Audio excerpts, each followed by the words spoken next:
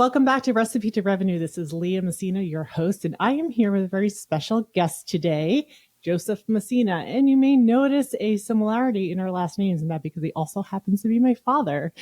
But Joe, or Dad, as I'll call him probably during this episode here today, is the managing partner at Intercontinental Beverage Capital, another name that you may have recognized because they have been a partner of ours in launching this podcast for the last about year and a half now that we've been doing it. So thought it might be good to have kind of the man behind the scenes come on and share with us some of his expertise. I've had to hear it around the dinner table my whole life, so thought there was a lot of interesting stories that would be useful for some others out there that are interested in starting their business or their brand. So welcome, Joe/Dad, to the podcast. Well, good to see you again, Leah. Yes. Well, yeah. So I've had the pleasure of hearing about your career through the years, obviously, and I've lived it alongside of you. But why don't you share with everybody listening today a little bit about your career in finance and entrepreneurship, because you've had some interesting stops along the way. Well, in as much as we only have 45 minutes, I guess I'll have to give you the elevator pitch on it. Just a very long story short. And before we do that, I appreciate this opportunity, Leah. Thank you. Thank you. Before we get into that, so it started at a young age. I opened my first business when I was 19, ran it for a year, went out of business at 20, went back to school. And then at an early age, I had an opportunity to get involved in the finance industry, worked for a couple of companies. At 23, I started my next business, and we built it up to a national presence, and I sold that out to a bank at 32. So that's a lot of years said really quick, but I always felt that I wanted to be self-employed.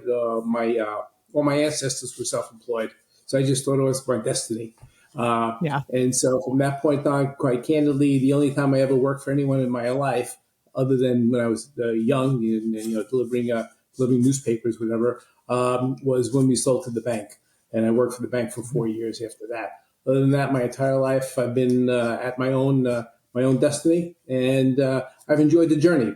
Always on the finance side, started on equipment leasing, asset-based lending, migrated to direct investing. Both here in the U.S. as well as in Europe, in London, Frankfurt, and that's part of the story on how I ended up in the beverage sector, and had a seat on the American Stock Exchange for a while until we sold out to the New York Stock Exchange, and always liked working with young companies. I've done that my entire life, emerging brands, emerging opportunities. I wasn't always involved in the beverage sector. I did many different industries, anywhere from recreational boating, technology companies, et cetera. But back in 2012, 2013, somewhere around there, I came across an individual. Actually, we were doing some work in London with an attorney, and he introduced me to an individual in Atlanta. And he had a friend who worked for Coca-Cola. And we were seeing a couple of different beverage deals at that time. This friend who had worked for Coca-Cola retired, and he became president of an energy drink company. And I met him. He solicited us for some investment, and I liked the guy a lot, but the company was terrible. So I said, listen, if you ever decide you want to leave that company and start a business, look me up. He did, and that was the start of IBC. Because he was a smart guy, had a big responsibility. Stephen Horgan is his name. He's one of my partners here at IBC. He had a big responsibility at Coke, and then after that, the Coors Brewing Company. And so we sat around. We came up with the concept of doing advisory and investment into beverage and CPG companies. And he brought one of his friends along with us, Hal Kravitz. And then another buddy of mine said, I know these two Brits down in Florida, or ex-beverage people, one from Cadbury Schweppes and one from Diageo, John Carson and John Davenport. And IBC was born. Why did I go in this direction? The beverage industry is very exciting. It's innovative. There's always something new coming out. The opportunities are boundless, but so are the challenges, and they go hand in hand. And I just thought that would be a great place to create a value-added approach to advisory and investment. So that's how this started. So why did you just choose to go into the beverage industry? Well, because I thought that I found it to be very, very interesting. It's very innovative. There's always new, fresh ideas. The market is always evolving. There's new products. Consumer taste change, and it's a global opportunity. If you come up with the right product, obviously it expands well beyond the U.S. into different continents and throughout the world possibly. And so I just found that very, very interesting because my background had always been mostly North American. Mm-hmm. Yeah. So, in your, career background, you've worked in the boating industry, you've worked in equipment leasing, you've done work in some, high tech science industries. But, when it comes back to food and beverage, it really is a different, type of industry. It has a different level of relatability. Right. And I think that's, some of the reasons why people enjoy it. And it has a level of obviously experience. It's an experience to engage in a beverage much different than it is to say, oh, this is a really awesome new pharmaceutical that's coming to market that's going to help cure your, itchy skin. Yeah. Typically, a beverage doesn't require translation. There's labeling, and then there's the other tactile aspect of it. There's taste, smell, etc. And it's such a broad market, and the broad consumer acceptance of it. People, it's easier. It's a lot easier than selling an intangible financial product. I'll tell you that. Sure. Trying to do that, and which is what I did most of my life. But this, the beverage industry is a very, what I find, interesting and exciting business. And would you say that, you had mentioned enjoying working with emerging brands? Tell me about why that is versus established brands. Because of the forward opportunity, and the joy, the opportunity, and the upside of working with either young minds or older minds, and bringing their vision into reality. Because typically, what we do is we help refine that. Most of the companies that come to us have an idea of what they want to do. They have a business strategy. Sometimes they have some capital, but they really don't know what to expect down the road, and helping guide them through through those channels is something that we enjoy as a team at IBC, myself particularly, but certainly as a team, depending upon what our individual responsibilities are. I once described what we do as, I'm a Sherpa. I help you climb Mount Everest, and everyone has a Mount Everest. Everyone has a dream and aspiration. They want to be the next big beverage company that gets sold. They want to be the next Casa Amigos, that cashes out for $1 billion. And that's a big dream. You may not get to Mount Everest, but if we can get you to the Himalayas, that's a pretty good trip, right? So Yeah. so that's what we like to do as a team. So I want to talk a little bit more about what you do on the day to day at IBC with the brands you work with, and then I want to get into some entrepreneurship topics. So, at IBC, when you have a brand that comes to you and says, I'm looking for money, I'm looking to scale, what happens? What's the next step? Well, so when brands come to us, when young emerging brands come to us, they come to us typically for two things. They're asking for two things. They're asking for money. They think they need $1 million, and then number two, they think they need a contact at Costco or Walgreens or Walmart or something like that. And number one, they're going to need a lot more than $1 million. And number two, a contact at Costco or Walgreens or Walmart, whatever, is the worst thing in the world for them now because they can't support a relationship like that. So most of the times what we need to do is throttle back that enthusiasm and give it a perspective of reality. You don't want to kill the enthusiasm, but you need to put it into a place where it's realistic expectations. And so that's the first thing we do. When a company comes to us, the first thing we do is say, we don't lead with capital. We don't, we're not an investment bank in terms of a traditional investment bank. We don't have assets under management. We invest, but when we invest partner by partner. And what we'll do is, we don't lead the investment, but we'll have PE groups or family offices that we know and that we will introduce our clients to. But sometimes we'll participate with those groups. So what we need to do is get them ready to talk to those types of investors.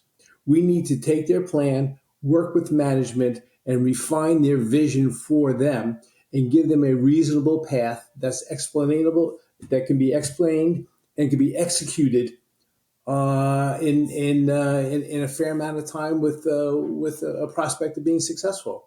And that's what we do. Mm-hmm. And so that's the biggest learning curve that most of our clients, when they come to us, that's what they have to reckon with. Understanding where they are in their journey, because as we all know, it's a journey when you build a company or a brand. Yeah, absolutely. There's a lot of steps along the way to get it right. So for brands that are considering, working with an advisory firm like IBC, where should they be in their process? How far along before it even makes sense to have a conversation with somebody like Well, you? so how long is a piece of string? Yeah. No, we have done white paper projects, and we talk about Syria Brewing when Keith Villa, who Mm-hmm. was the brewmaster at Coors, who created Blue Moon, he came to us with the concept of what he wanted to do was have the first THC infused non-alcohol beer when that became legal in Colorado, and that was a white paper project. We helped develop that business strategy with Keith and Jody Villa. And we started in February, and we had a product on the shelves in Colorado by December.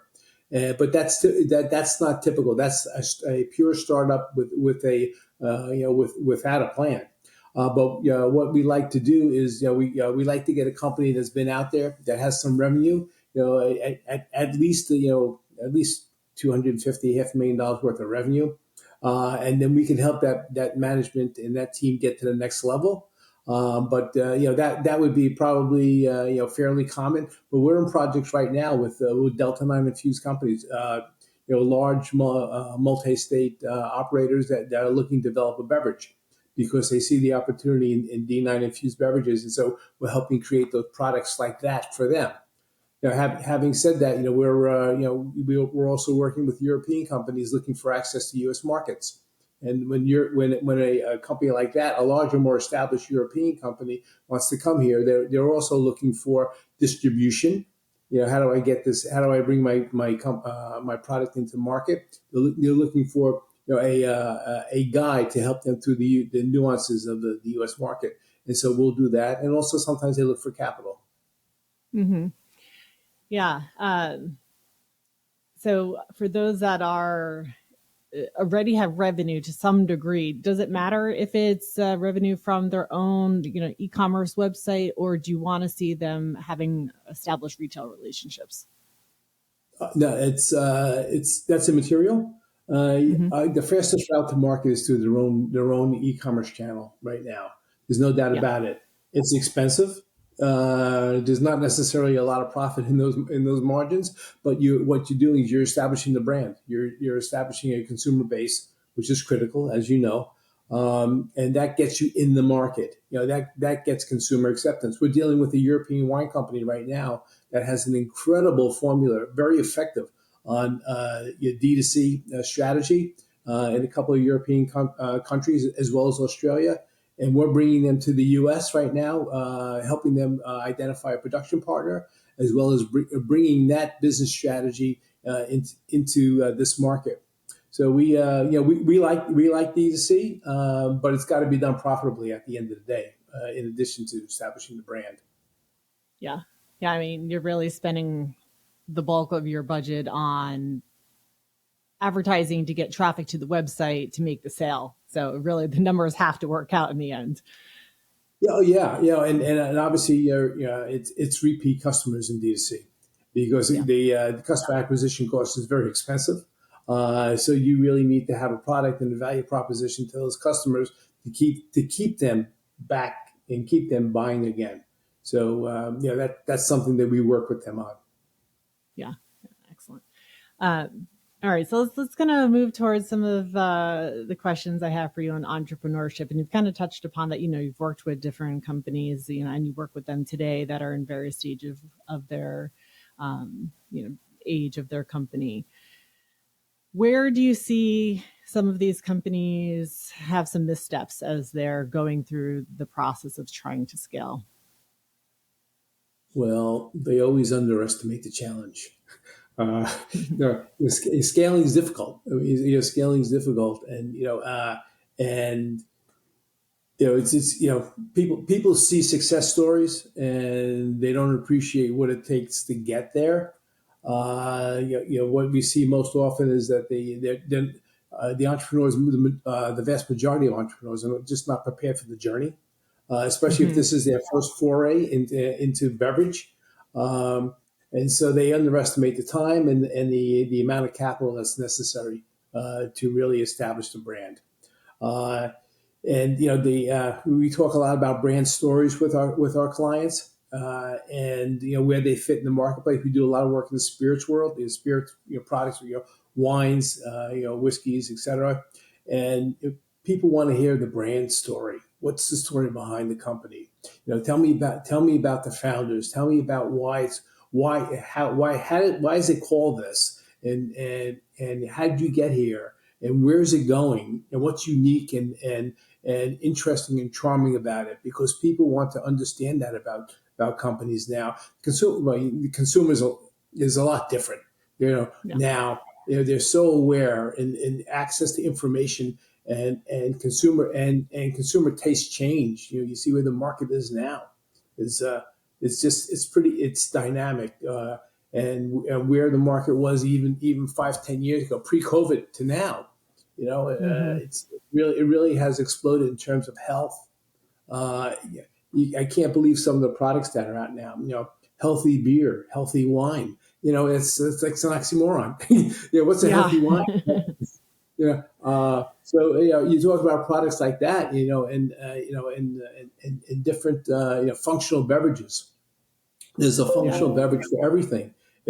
There's no doubt, and you really need to establish your messaging in order to stand out there because it's a crowded field. Um, Yeah. Do you think and that the industry will continue to niche down in these because it is such a crowded environment? yeah, Just but you have to struggle for uniqueness. We see a lot. We see a lot of brands. We see a lot of companies. And unfortunately, and we see nice people, and they're really not. Mhm. Most of the people we deal with are nice. We have a nice clause. If you're not nice, we don't want you. Yeah. Yeah, but life's too short. But they just struggle to create the identity for the brand that's going to bring consumers to the brand. And that's really part of our responsibility, is to help them establish that difference. Either the consumer need, the market deficit, and help bring that forward with the messaging, etc., packaging. Yeah. Yeah, it really everything has to come together, but you really do have to start at the story. And I sometimes when I see whether it's a press release or an article put out by the company and they don't even mention the founder's name or where they're located, they just are kind of behind this veil of, anonymity. And you're like, how am I supposed to have emotional connection with this brand at all if I don't even know anything about the people that are running it at any level? Yeah, well, definitely. People still sell to people, regardless of the Hmm. changes in technology, and they do want to feel a special connection to it. Um, Yeah. yeah. So I had a question come in from a listener that asked, "Can you do this business as a side hustle and then ultimately, come into it full time? Is this even possible to make successful while you are working your day job?" Mm.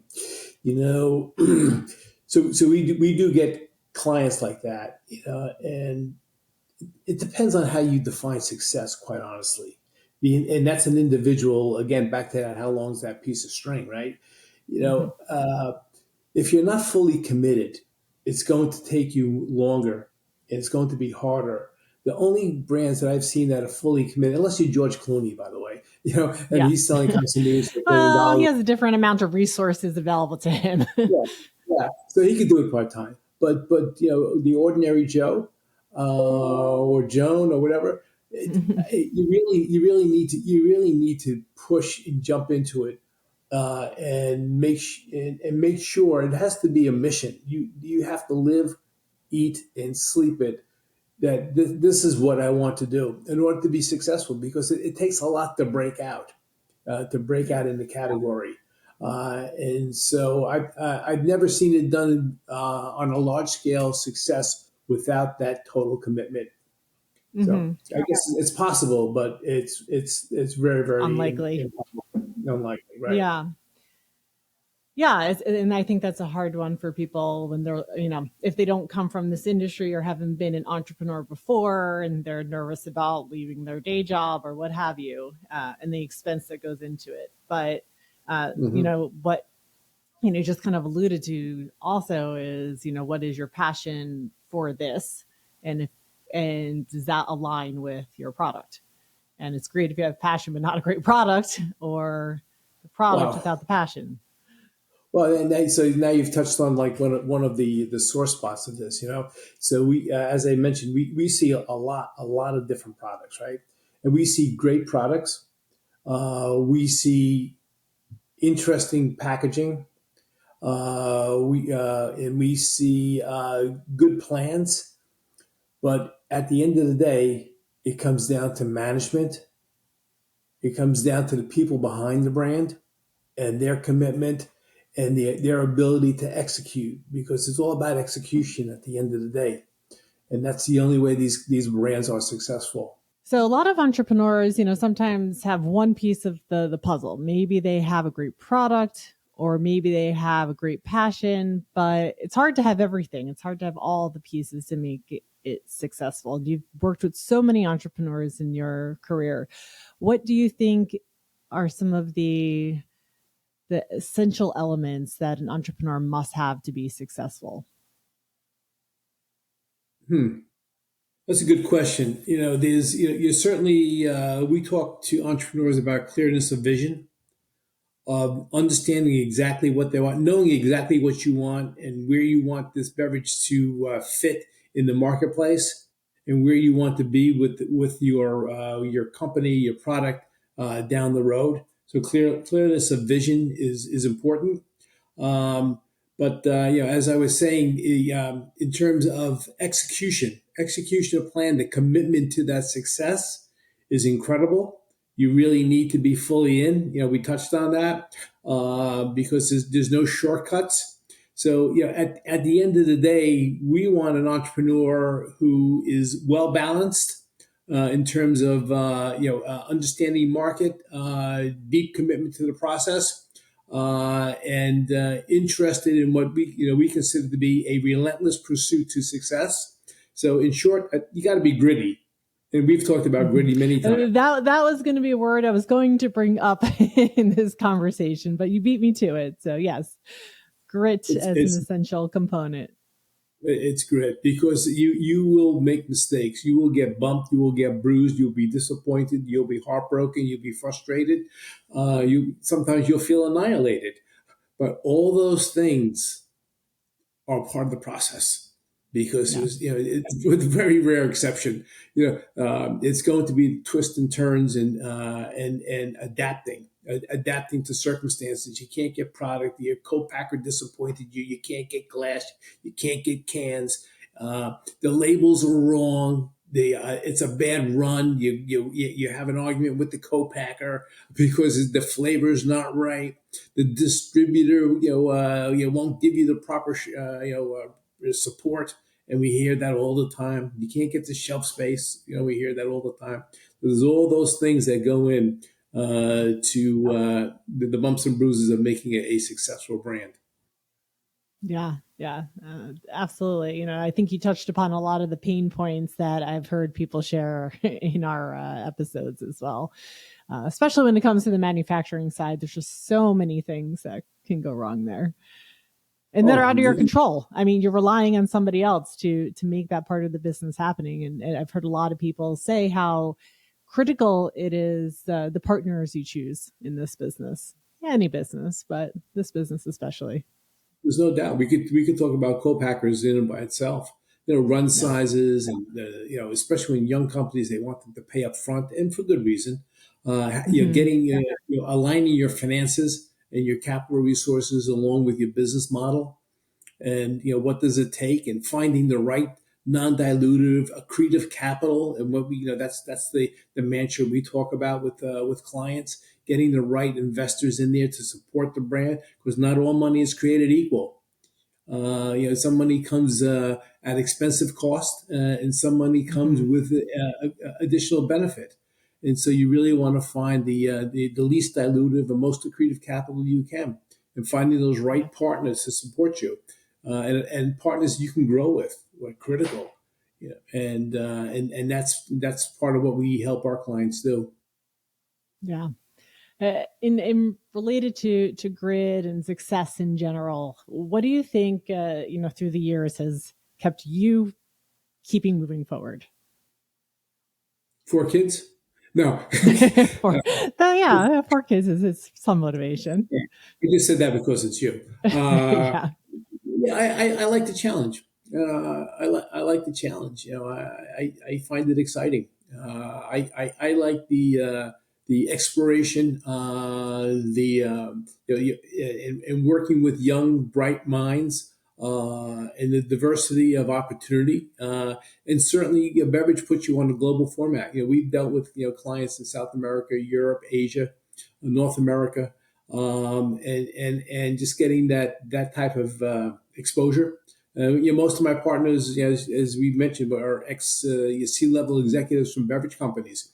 And most of them have had global positions, and so we're comfortable on that stage. We're not just we like to deal in the U.S. only. We deal all over. We have no problem sourcing sourcing products, sourcing support from anywhere in the globe, quite candidly. And so I like that.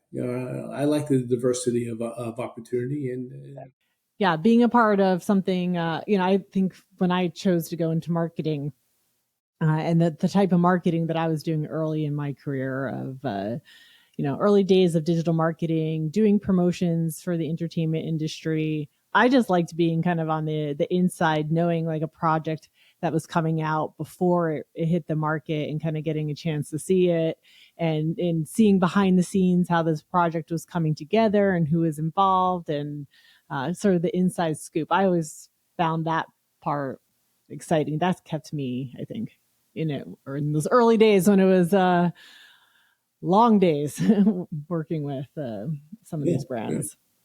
no doubt.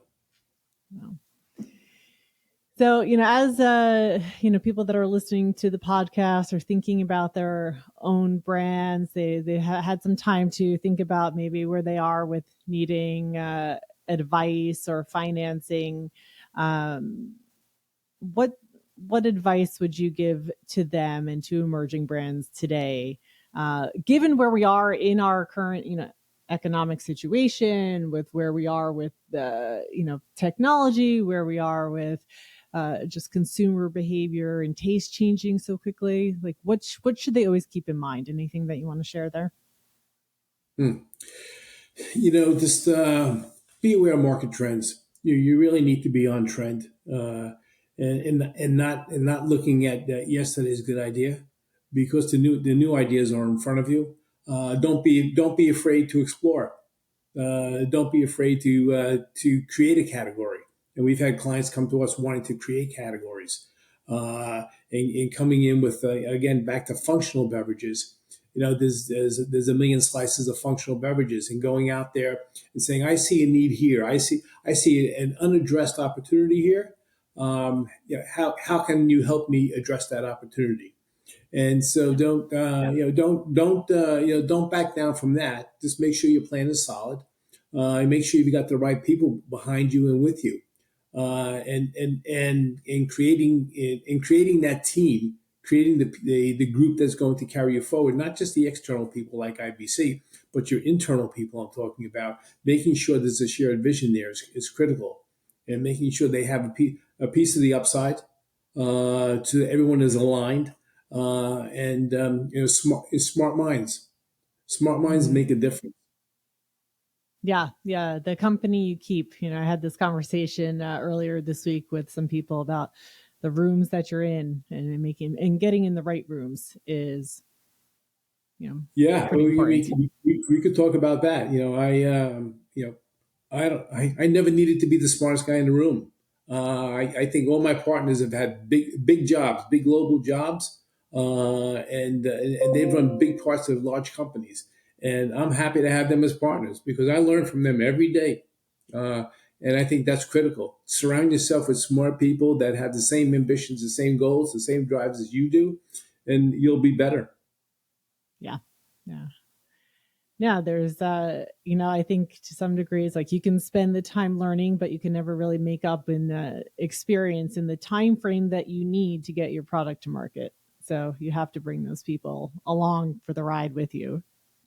No, and there's no doubt that window of opportunity opens and closes real quick. And so we've seen that. We've seen people with great ideas, and we have some tech clients as well, food tech clients Hmm. that have great ideas, but they sometimes they sit on them too long, and the window, someone else they could be first to market, but they lose market advantage because they don't act. Yeah. They Yeah, yeah, Yeah. we've seen in the tech side a lot. Yeah. So, you mentioned the words grit. That's obviously an important one for entrepreneurs, but you're kind of alluding to another word that I think is important, which is hustle. Oh yeah, that's exactly what I'm talking about. Hustle. And if you see and feel the opportunity, you need to execute. You need to push forward on it, because that opportunity window changes. It Yeah. shifts real quickly, and So and you see it. in that case, when because in different industries, there's different methods to get to market and how much research is needed, obviously, right?